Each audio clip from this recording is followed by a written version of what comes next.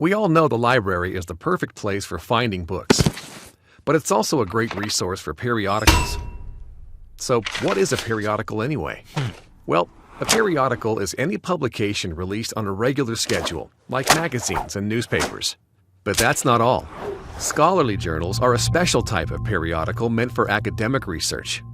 But what makes them so different?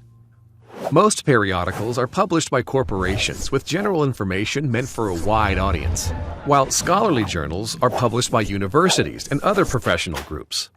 Many of these journals are available online through the library. They're subject-specific, with articles focusing on narrow, precise topics. They're also edited and approved by a board of specialists with references for each article. But more importantly, scholarly journals have all gone through a rigorous approval process known as peer review. That means academic researchers must submit their work to a panel of anonymous reviewers who take every step to guarantee its quality. Because all that matters is the research. That way, when it reaches you, it's filled with information you can trust.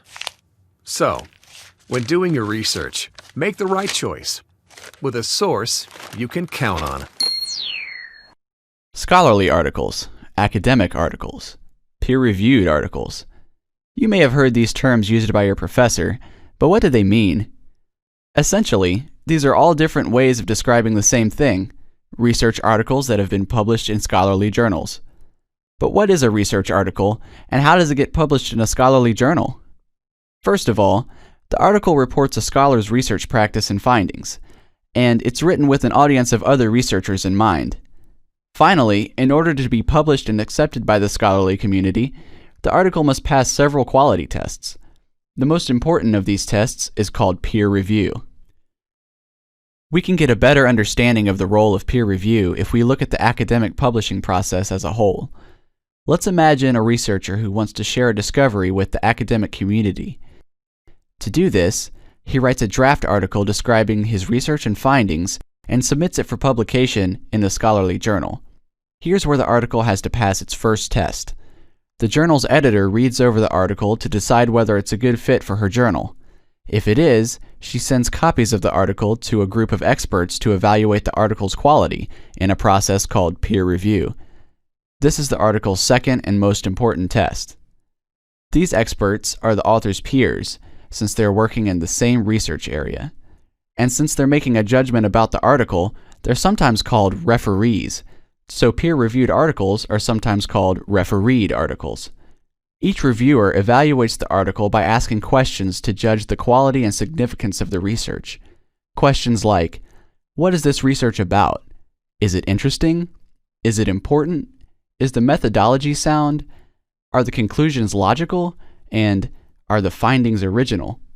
Based on the answers to these questions, the reviewers decide whether the article is worthy of publication in the journal.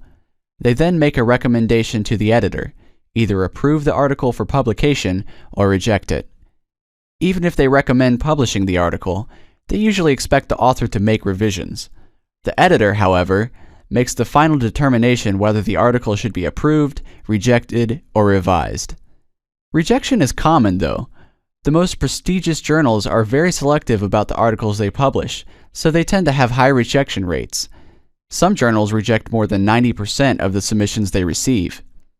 From the time the researcher first submits his draft article to the time it is finally published, several months or years may have elapsed. Once the journal is published, it is made available to subscribers, which are usually university libraries, because individual subscriptions are very expensive, often hundreds or thousands of dollars a year. By the way, like all established systems, the peer review system has its critics, and scholars continue to think about how the peer review process might be improved. The library has tools to help you find peer-reviewed research. If you want to know more about the peer review process or need help finding peer-reviewed articles,